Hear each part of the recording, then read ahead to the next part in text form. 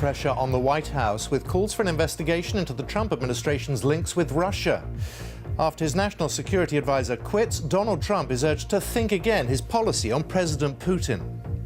I think eventually the Trump administration is going to have to adapt its approach to Russia as a result. As President Trump vents his frustration on social media with several angry tweets, we'll be getting the latest from Washington. Also this lunchtime, a woman is arrested in Malaysia in connection with the death of North Korean leader Kim Jong-un's half-brother. Another fall in unemployment, and figures reveal a fall of 19,000 in the number of workers from the EU. A bitter row in the Church of England as leaders debate the issue of same-sex marriage. Landing himself in trouble, Harrison Ford flies his plane onto the wrong runway, narrowly missing a packed passenger jet. The science which suggests heading a football may be linked to long-term brain damage. In the south, searching through the rubble, a number of people are still unaccounted for after an explosion which caused a block of flats to collapse. And anger about merger plans for this school as a governor resigns over it.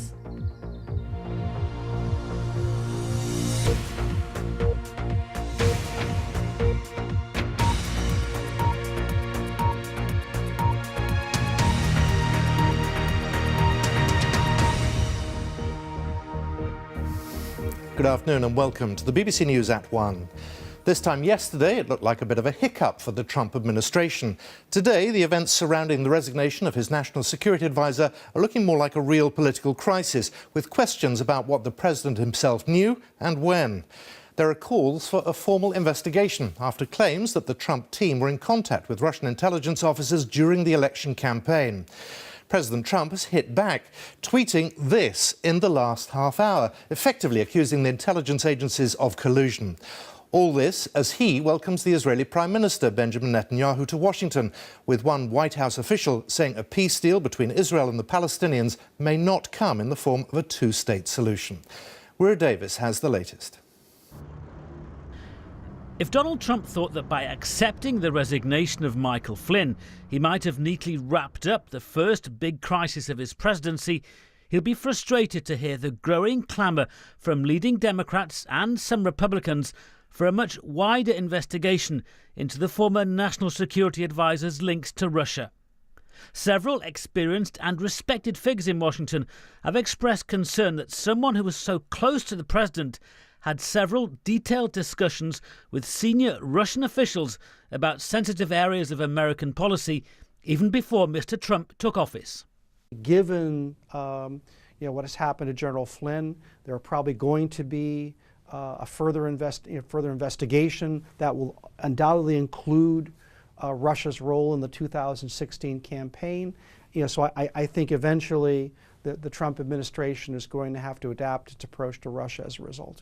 The White House counsel... Mr. Trump and his senior officials insist that Mr. Flynn's resignation was due to a breakdown of trust between him and the president, rather than anything illegal, or an indication that the administration had badly mishandled the affair. Indeed, in his customary tweets, the president bemoaned what he called the fake media's conspiracy theories and went so far as to accuse the intelligence services of illegally leaking to the media. The press is going to continue to write about it, and people seem likely to continue to leak them, just about every morsel of information they can find. The Trump administration is leaking like a sinking ship. Expressed in so many ways. But those tricky foreign policy issues come thick and fast. After what could only be diplomatically described as the difficult relationship between Israeli leaders and Barack Obama, Israel's Prime Minister Benjamin Netanyahu is meeting Mr. Trump in Washington today. And Israeli leaders are expecting great things from the new administration. Reports attributed to a White House official said a two-state solution, separate Israeli and Palestinian states existing side by side, may not be the only option to achieve Middle East peace. Pursuing such a line would be a dramatic departure from existing US policy, delighting right-wing ministers in Israel who advocate settlement expansion. But Palestinian leaders would see any such move as a dangerous provocation and will be closely watching Mr. Trump's every word and tweet. Widow Davis, BBC News. Well, in a moment, we're going to talk to Johnny Diamond in Jerusalem, but first to Gary O'Donoghue, who's in Washington. This flurry of tweets in the last hour suggesting the president is rather angry. Yeah, I mean, not entirely coherent, some of it as well, but he has really lashed out this morning at the FBI and the intelligence community, accusing them of interfering in politics, of illegally leaking, really reigniting that whole kind of war with the intelligence community that he had during the campaign. I mean, it's an extraordinary attack from a sitting president on his own agencies that are charged with the security of the state. But he's clearly furious about this, and he's furious in particular because these agencies do seem to be leaking quite a lot. Latest instalments suggest that they believe there were contacts between the Trump campaign and intelligence officers from Russia during last year. That's all denied all round, of course, but we do know already that the intelligence community has said publicly that they believe Russia did interfere in the election on Mr. Trump's behalf, or to get him elected at any rate. So there's a real standoff going on now, and I wouldn't want to be in the shoes of James Comey, the FBI director, this morning, who Donald Trump did say he would keep on. Gary, thank you. Let's go to Johnny Diamond in Jerusalem. This apparent change of heart in Washington about a two-state solution. How's it going down there? Well, I think it'll be greeted, Simon, with great joy amongst some in Israel, great consternation amongst many in Israel and amongst the Palestinians and the wider Arab world. The two-state solution, the idea that there'd be a Palestinian state next to the state of Israel at the end of negotiations, has been the bedrock of the peace process for the last couple of decades. And the idea that it could be swept away will cause deep concern amongst centrist Israelis, amongst Palestinians, the wider Arab world and the international community. It should be said, the nationalist and religious right here in Israel will be delighted, because the West Bank, where that eventual Palestinian state would be, they see as part of Greater Israel. The big question is, if it's not a two-state solution at the end of negotiations, what is it? What are they going to negotiate about? Now, it's worth acknowledging the two-state solution has been the end point of a peace process that has gone pretty much nowhere over the last 2 decades. It may be the Trump administration has a grand idea to try and shake things up. But again, if you're not going to have a two-state solution at the end, what are you going to have? And if the two-state solution is not the end point, are the Palestinians going to turn up to negotiations at all? Johnny Diamond in Jerusalem, Gary Donoghue in Washington. Thank you both very much. A woman has been arrested in connection with the assassination of the half-brother of North Korea's leader Kim Jong-un. The authorities say they're hunting 5 other suspects. South Korea says it believes North Korea is behind the killing and says the poisoning shows the brutal, inhumane nature of the regime there.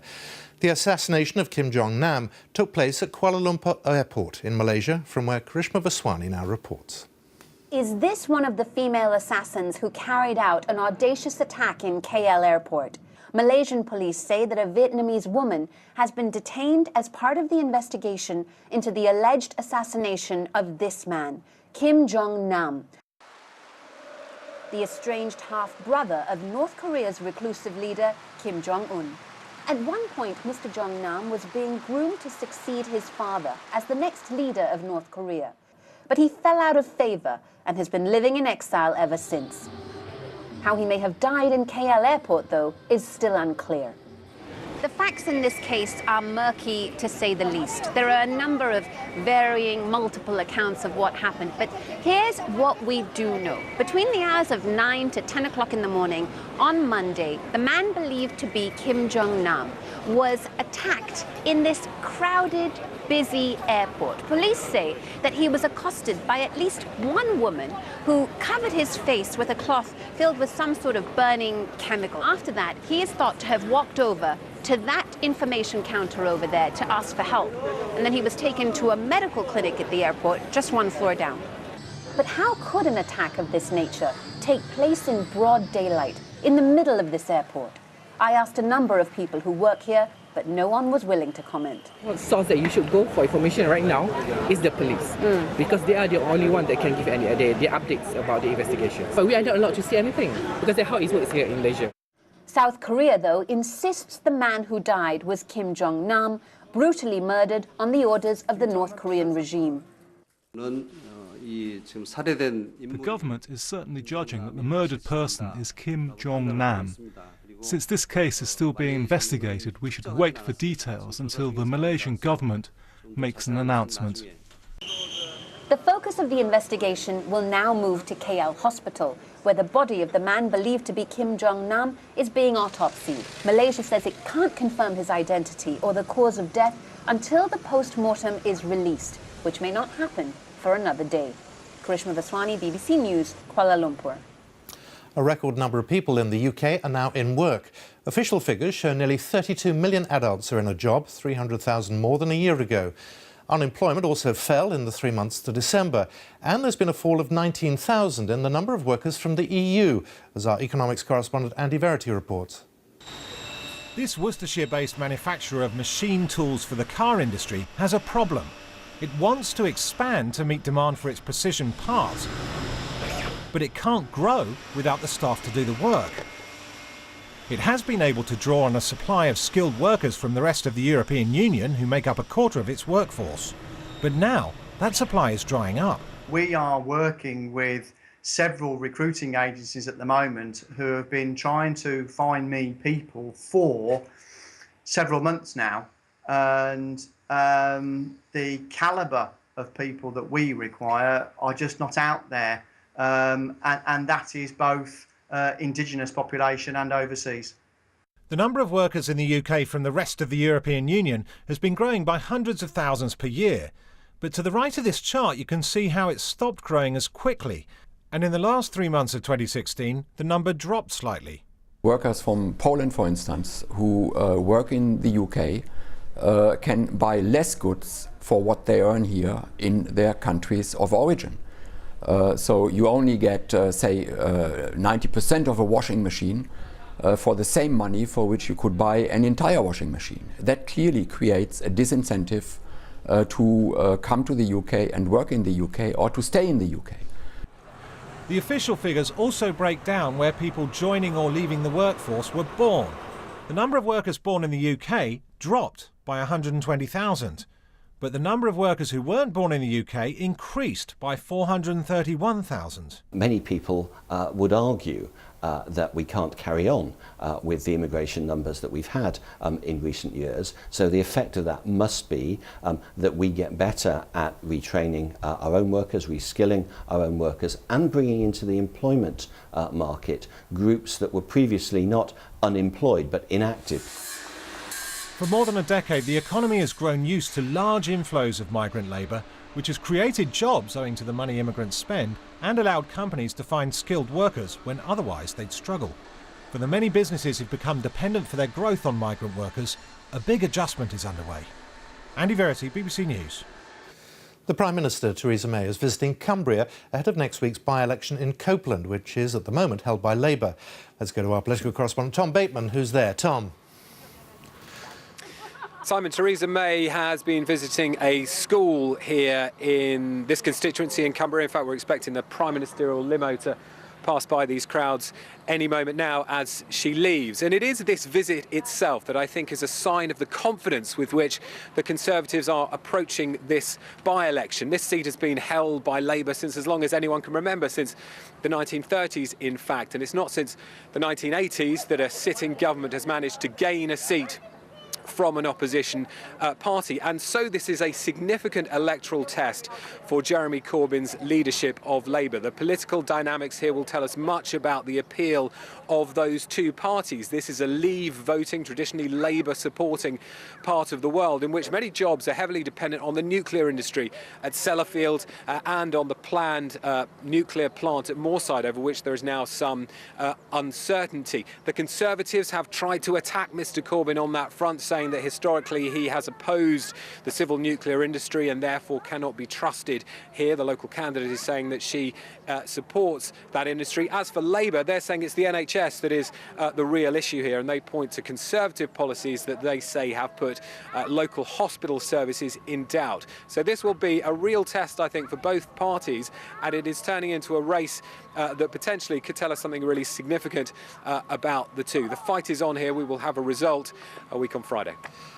Tom Bateman, thank you very much. And you can see a full list of the Copeland by-election candidates here, and it's also on our website, which has more details.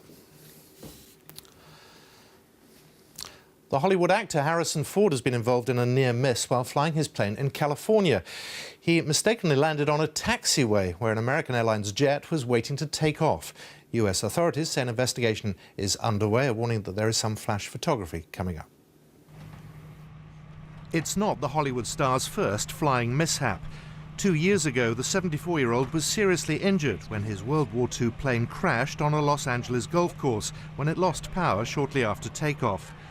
In the latest incident, Harrison Ford, who collects vintage planes, was just coming in to land at John Wayne Airport to the east of Los Angeles.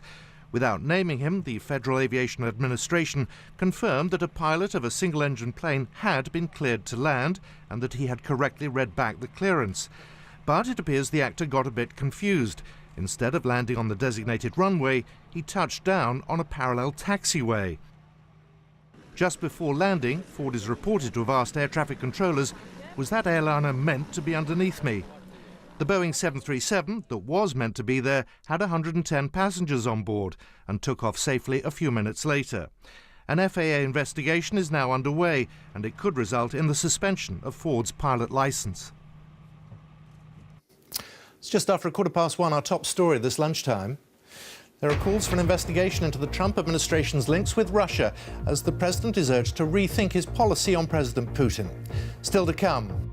It was at this point that the vehicle's battery gave out. More than 30 years after the launch of the Clive Sinclair C5, can his nephew succeed where he failed? In South today, searching through the rubble, a number of people are still unaccounted for after an explosion which caused a block of flats to collapse. And the former life of Stonehenge. Newly released photographs reveal the First World War airbase just yards from the famous stones. President Trump's Defence Secretary James Mattis is meeting NATO defence ministers in Brussels today. Mr. Trump has criticised the alliance in the past, and ministers will want to hear General Mattis make it clear that NATO remains central to Washington's worldview. Well, our defence correspondent Jonathan Beale reports now from NATO's most northerly border between Norway and Russia, where tensions are high. Winter in the Arctic Circle, and the days are at last getting longer. But the climate's still unforgiving. The Norwegian border guard have to go out in all kinds of weather, keeping an eye on their neighbour Russia. This is the NATO alliance's most northerly border, and at times it is a pretty inhospitable place, but every day, all year round, the Norwegian army is patrolling this border. Russia's flexing its military muscle in the high north, staking its claim on a region that's thought to have more oil and gas reserves than Saudi Arabia. But the new US Defense Secretary has called Russia's moves in the Arctic aggressive. It's not reached the levels of the old Cold War, but the temperature is dropping. Further south, US Marines are now being trained by the British, learning how to survive and fight in the Arctic. For many, it's their first time on skis. What I'm going to go through now is another method of moving called double poling. But this training is serious and has now become a regular rotation, a persistent presence of US forces in Norway, a key NATO ally. It's always important to have a military presence and a cooperative agreement with our NATO allies. And then when Russia says this is unhelpful, this is causing tension, what do you say? I say that we continue to support the NATO strategic plans, and we allow the politicians to work through what they have to work through. Tensions and competition between East and West are nothing new for the people of Norway. But like the rest of Europe, they're getting mixed messages from the new US administration. A Defense Secretary James Mattis who's talking tough on Russia, but a president who appears to want closer ties. When you look at Vladimir Putin and Donald Trump, which of those two would worry you more? Both. How could you possibly pick just one? I'm actually more worried about Trump than Putin. Because Putin is like a controlled maniac, but Trump is uncontrollable maniac. For Norway's border guards, it's still business as usual. But these are also increasingly uncertain times. when no one knows what tomorrow will bring. Jonathan Beale, BBC News, in the Arctic Circle. There's more division in the Church of England today, with claims that it has betrayed gay and lesbian Christians in its stance over gay marriage. As its ruling body debates the issue, members of the General Synod will vote on a bishop's report which says only a man and a woman can marry in church, and services should not be held to bless the relationships of same-sex couples. Our religious affairs correspondent Martin Bashir is at Church House. Martin. Had a motion marking the 500th anniversary of the Reformation this coming October. We've even had a debate about bans of marriage and whether they should continue to be said in church before a couple marry, and they will be. But today is the big event of this week's General Synod, the debate on the Bishop's report on same-sex marriage. And we know that members have already been exercising their voices in preparation for what's likely to be a contentious debate.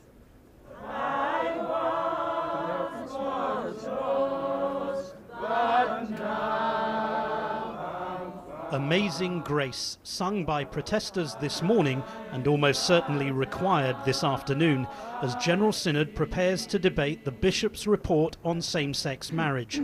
A report that says marriage in church should remain the lifelong union between a man and a woman.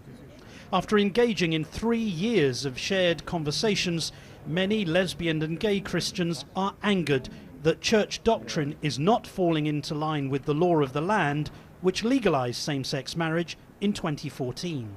We're talking here about the national church being massively out of step with people. And this isn't just about saying that we have to follow what society is doing and what society is saying. This is about saying, actually, where people perceive love in relationships between one another, can the Church of England simply not recognise that God is present in those things? Bishops preparing for this afternoon's debate acknowledged their own struggles with church doctrine on the subject of same-sex marriage. Now, I'd be misleading you if I did not confess to being conflicted in presenting this report. But in that, I think I'm far from alone among the bishops and in the wider Church of England. And our own history in dealing with these matters also explains why people on all sides of the debate rarely find themselves satisfied. Today's debate will conclude at 7 this evening with a vote. Members of Synod will be invited to affirm or reject the Bishop's report. If they choose the latter, then questions about the unity of the Church of England and indeed the global Anglican communion are likely to surface once again. And in that regard, we've just seen a tweet by the Archbishop of Canterbury, Justin Welby, and I'll quote it for you. He says, "I'm praying for Synod today for grace, generosity and wisdom in debating painful and complex matters." The debate starts at 4:45 this afternoon. Martin Bashir, thank you. The disgraced entertainer Rolf Harris will face a retrial on 3 sex offence charges and 1 new count. A jury at Southwark Crown Court was discharged last week. The new trial will take place in May. The Crown Prosecution Service says it's decided to seek a retrial after careful consideration. India has created history by launching a record 104 satellites from a single rocket. The Indian Prime Minister tweeted his congratulations, calling it a proud moment for the scientific community and for the nation. India's space programme is seen as a reliable and low-cost alternative in the growing commercial market for satellite launches, with all but 3 of the satellites from foreign countries and 96 from the United States. Tens of thousands of people evacuated because of fears that America's tallest dam could fail have been told it's safe to return home. Authorities have managed to lower the water level in the Oroville Dam in California, but have warned residents to remain vigilant. Their homes were in danger of being engulfed by water after the 230-metre-high spillways of the dam were found to be damaged. A major new study suggests there is a link between head injuries and long-term brain damage in former footballers. In the first study of its kind, researchers studied the brains of 6 deceased players known for their skill at heading the ball. They all developed dementia in later life. The Football Association has welcomed the research, as our health correspondent Smita Mundasad reports. It's an integral part of the game, but could doing this over and over again lead to long-term brain damage?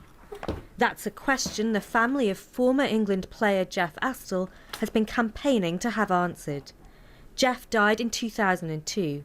He'd suffered from degenerative brain disease linked to repeatedly heading old, heavy footballs. If we can highlight it and push and push and push to get it recognised, not just for Dad, it started about Dad, but it's about all these other families now, all these other families are relying on us, then we know we'll never give in, we'll never stop fighting for them. Now, in the first study of its kind, scientists looked at the brains of 6 lifelong footballers who developed dementia. And when we examined their brains in autopsy, we saw the sorts of changes that are seen in ex-boxers, so the changes that are particularly associated with repeated head injury, which are known as CTE, chronic traumatic encephalopathy. So really, for the first time in a series of players, we've shown that there's evidence that head injury has occurred earlier in their life, which presumably has some impact on them developing dementia. The Football Association says one question that needs to be answered is whether degenerative brain diseases are more common in professional footballers. And the FA says that's research it's determined to support.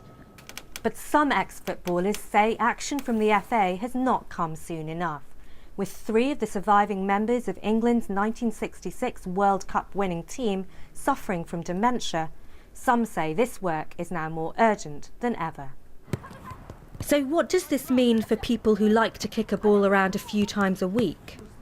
We shouldn't forget that exercise, and football is included in that, actually has a lot of benefits. It reduces your risk of cardiovascular disease, obesity, diabetes, and indeed dementia in later life. So that needs to be balanced against any risk that can come from doing that exercise. And the researchers are clear, the study did not analyse the risks to children. But with US soccer already recommending that children under 11 shouldn't head footballs, and rugby already taking action on brain health, the question is whether it's now football's turn to do more about the long-term consequences of playing the game. Smitha Mundasad, BBC News. British cycling's golden couple, Jason and Laura Kenny, are expecting their first child.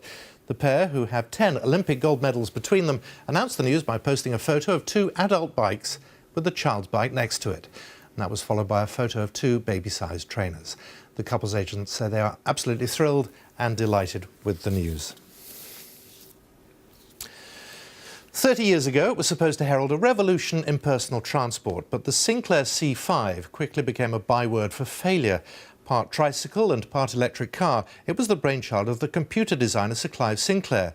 Now his nephew has designed his own version, which he believes will flourish where the C5 flopped. Our transport correspondent Richard Westcott went along to take a look. Just a warning, his report contains flash photography from the start. This is how they did glitzy launches in the mid-1980s. After revolutionising home computers, people couldn't wait for the next invention from the genius Sir Clive Sinclair. But the C5 never lived up to the hype. Who better to road test the Sinclair trike than former racing driver Stirling Moss? Sales were as slow as Stirling Moss going uphill. Along with safety fears, there was another fundamental problem. It was at this point, going up the hill, that the vehicle's battery gave out. Ask anyone under 30, they've no idea what a C5 is, but to people of a certain age, i.e. my age, it was the defining cool invention. And clearly testing this vehicle planted a seed with Sir Clive Sinclair's nephew. As a youngster, Grant Sinclair helped his uncle trial the C5. He even had one at school. 3 decades on, he's designed his own electric trike, the Iris. The principle's the same, it combines pedals with an electric motor. You can drive it without a licence from 14 years old. But this one's weatherproof, streamlined, and made from the same material as ski safety helmets. Well, you can see for starters, it's about 3 times quicker than the C5. I can't actually keep up with Grant. This sold 17,000 units, which I was surprised at when I found out, but it didn't get the sort of mass sales, the millions that were hoped for at the time. Why do you think this is going to work this time? My product is a different concept altogether. I think it was a very clever idea, the original item. I always like the idea of a really fast e-bike and a much safer e-bike, so this product is like being in a large crash helmet, really. So 30 years after it disappeared, the Sinclair name is returning to Britain's roads. Same idea, brand new design. Which is a good job, really. My battery went. Richard Westcott, BBC News, Chepstow. Let's have a look at the weather. Darren Bett, that looks a bit spring-like. Yeah, it does look more spring-like, doesn't it? In search of sunshine, first of all, this picture actually taken in Aberdeenshire, where at the start of the week, this very same location was grey, cold and gloomy, so big changes here. We've seen some changes just today, this morning, in Newquay in Cornwall. After a grey start with some rain, we've got the sunshine out. Put those on the map, and in between there's actually a large area of cloud. It's producing some outbreaks of rain, and that is moving slowly northwards and eastwards. So we should see a little bit more sunshine after that rain across the southwest of England and Wales. Maybe 1 or 2 showers. Some lovely blue skies though through the Channel Islands. Not quite so lucky though through the Midlands, southeast England, where it's going to be grey skies. We're going to find some rain from time to time. 1 or 2 heavy bursts possible. That wetter weather extending up across northern England. It's quite a warmer feeling day today. Temperatures widely in double figures, and after a burst of sunshine, we'll get some sharp showers in Northern Ireland. The best of the sunshine though still across northern Scotland. More cloud further south and maybe a little bit of rain. Most of the rain's on that weather front there, and that is going to push away into the North Sea this evening. But an area of low pressure is going to be close to Scotland. So here, perhaps Northern Ireland, seeing some rain at times overnight and a stronger wind. But further south, things much calmer, much quieter, a bit chillier than last night. And across more southern counties of England, there may be some fog forming by the morning. So a bit of a slow start here. But it should brighten up nicely tomorrow. Some sunshine across England and Wales, just 1 or 2 showers. A bit more cloud and a stronger wind further north. Some outbreaks of rain, especially early on in Scotland and then later across Northern Ireland. But decent temperatures once again. We're looking at those temperatures widely in double figures and pleasant in the sunshine, but that could lead to clear skies overnight and a bit more fog early on Friday for some southern and eastern parts of the UK.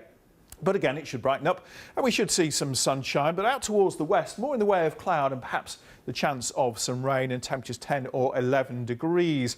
Now, at this time of the year, the average maximum temperature is about 8 Celsius. So as we've seen, the rest of this week is quite mild, staying that way over the weekend. And perhaps on Monday, we could see temperatures into the mid-teens if we get some sunshine. This weekend, though, as we've seen, is staying mild. Don't expect a lot of sunshine. There will be a lot of cloud, and it'll produce some rain at times in the north. But again, no great amounts. The greater risk of rain in the north probably on Saturday and then much later on Sunday. Some places may well stay dry, and it's likely to be dry further south. But as you can see, sunshine is in short supply, but still some decent temperatures for the time of year. Simon. Darren, thank you very much. Reminder of our main stories this lunchtime. There are calls for an investigation into the Trump administration's links with Russia. After his national security advisor quits, the president is urged to rethink his policy on President Putin. And a woman is arrested in Malaysia in connection with the death of North Korean leader Kim Jong-un's half-brother. That's all from the BBC News at 1. Goodbye from us. On BBC One, we can now join the BBC's news teams where you are. From me, good afternoon.